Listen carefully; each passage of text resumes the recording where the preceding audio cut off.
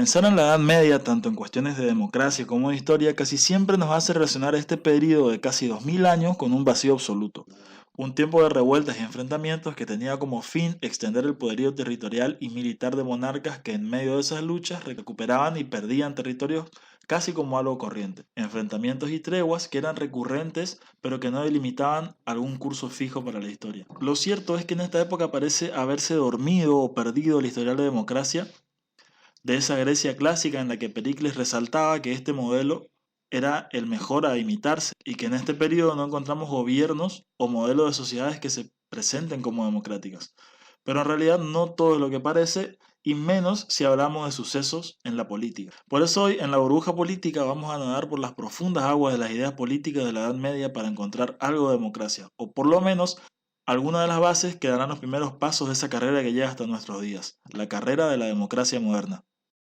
Bienvenidos una vez más a la burbuja política.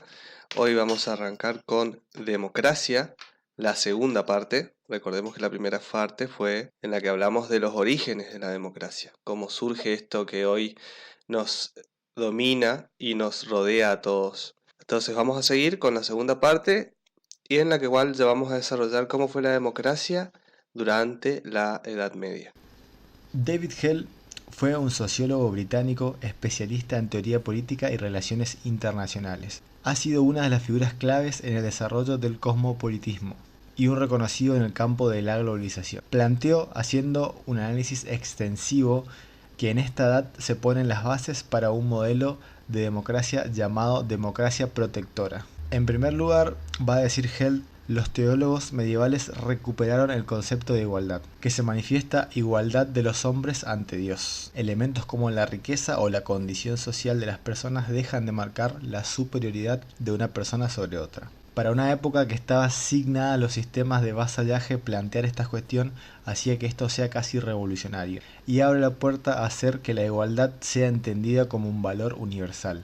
Si bien los pensadores medievales, en su gran mayoría teólogos, no se separaron nunca de la idea de monarquía, no era correcto darle al monarca un poder ilimitado, ya que el poder terrenal de éste tendría que estar medido por su apoyo como sustento en la ley natural, dejando a la sublevación contra un gobernante como legítima cuando éste se alejaba de esa ley natural. La Italia de los comuni. En el siglo XX, en Italia, los ciudadanos libres se asociaron para formar un contrario que defendiera sus intereses frente al poder imperial. Esta asociación fue la precursora de los comuni, ciudades que funcionaban como comunidades políticamente autónomas gobernadas por sus cónsules elegidos por asambleas de ciudadanos. A lo largo del siglo XXI, estas ciudades fueron aumentando su poder. Para 1167, los principales comuni del norte de Italia se aliaron a la Liga Lombarda para defender autonomía comunal frente al emperador Federico Barbarroja. Tan solo dos ciudades se mantuvieron fieles al emperador, Como y Pavia, y fue precisamente en esta última donde Federico I se refugió tras la batalla de Legnano, cuando las fuerzas de la Liga derrotaron a las fuerzas imperiales. Para 1183 el emperador firmó la Paz de Costanza, mediante la cual las ciudades reconocían la soberanía suprema del emperador a cambio de que éste reconociera la autonomía política, jurídica y fiscal de los comuni. De esta manera, estas ciudades llegaron a imponerse al poder imperial, someter a los feudatarios y convertirse en una notable potencia económica. En el siglo XIII no existía ciudad en Europa capaz de competir con Milán, Florencia y Venecia. En términos de población y poder económico, en aquella época la figura del cónsul fue sustituida por el podesta, un cargo al que solo podía llegar personas que no fueran de la ciudad para garantizar su imparcialidad en el gobierno. El podesta era elegido por un consejo general y normalmente ocupaba el cargo por 6 meses o un año.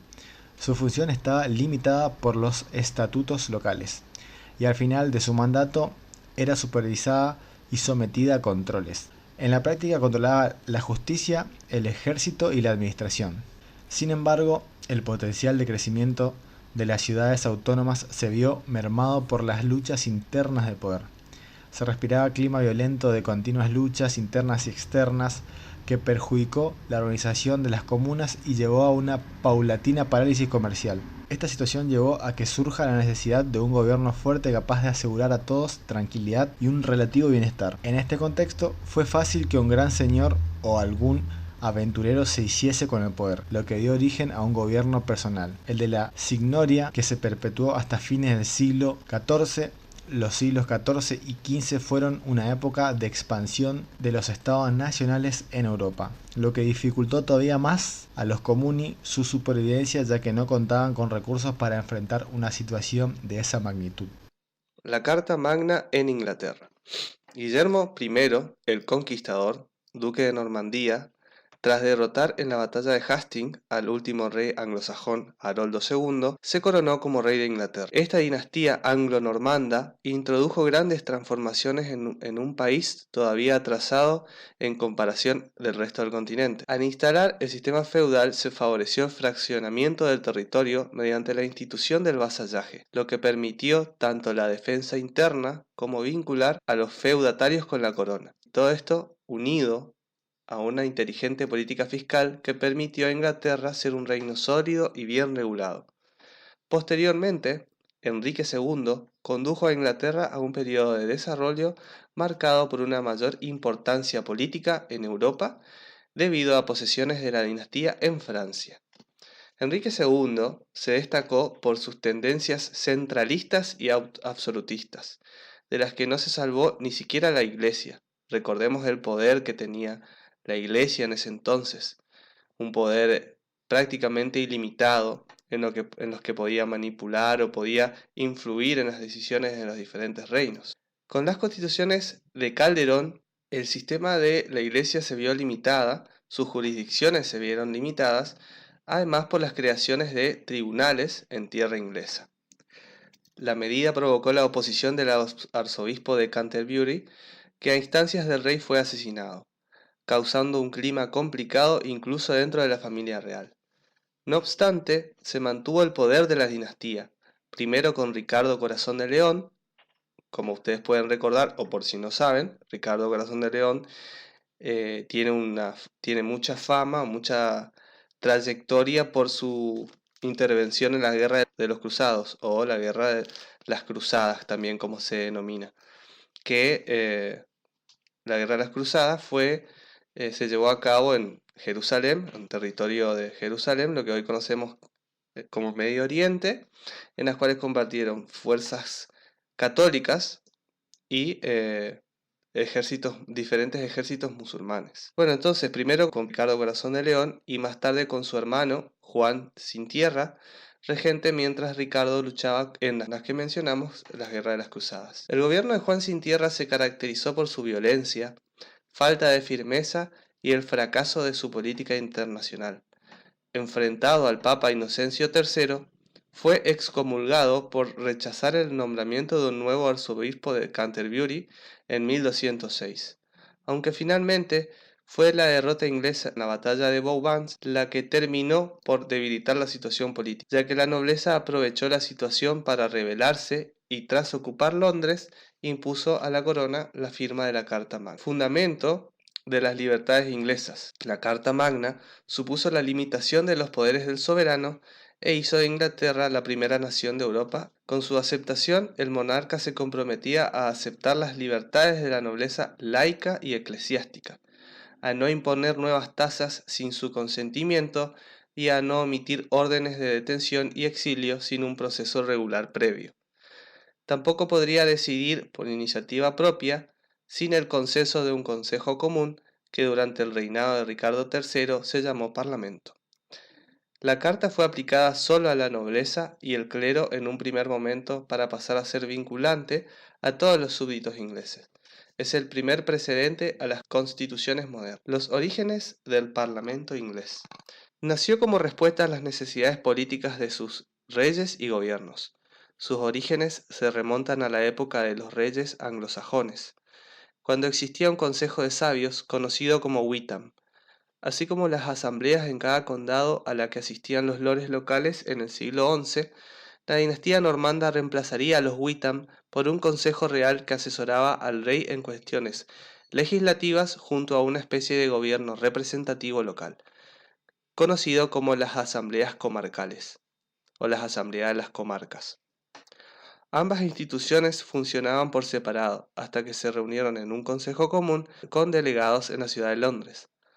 Aunque simplemente tenían una función de consulta, la Carta Magna de 1215 hizo del Consejo una pieza clave, ya que impulsó al rey un control fiscal. Fue durante el reino de Ricardo III cuando este consejo tomó el nombre de Parlamento, al convertirse en una asamblea política. Pero el auténtico precursor de la Cámara Parlamentaria fue el Consejo, convocado en 1265 por el noble Simón de Montfort, consejero del rey. El descontento hacia el monarca llevó a convocar el consejo sin la autorización del rey y tuvo por primera vez carácter representativo a reunir a nobles, 2 caballeros por condado y 2 burgueses por cada burgo de las ciudades. Esta participación de caballeros y burgueses constituyó el embrión de las cámaras de los comunes, mientras que la agrupación de clérigos y nobles sería la Cámara de los Lores.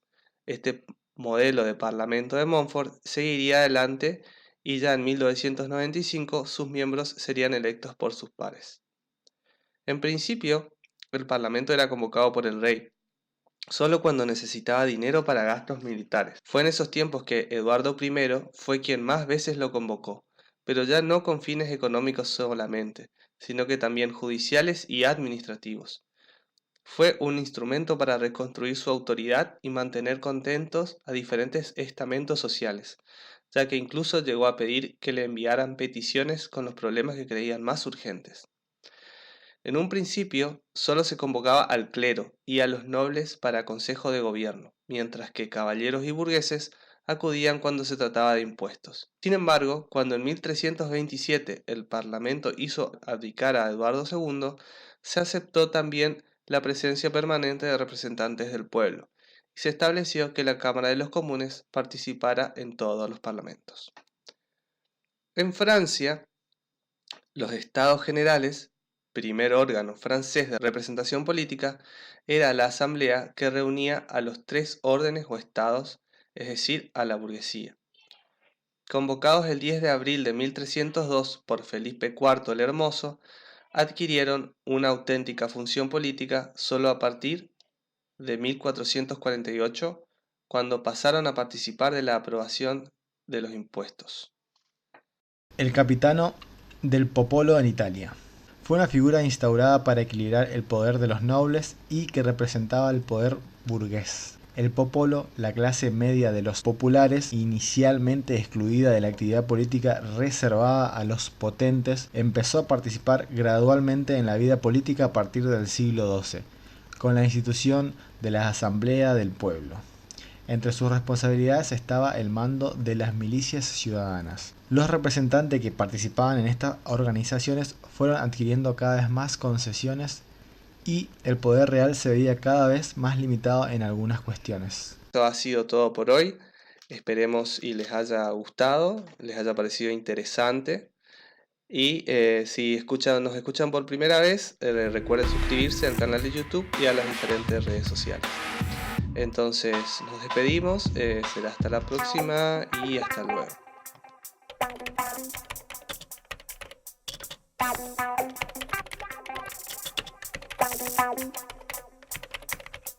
Bye.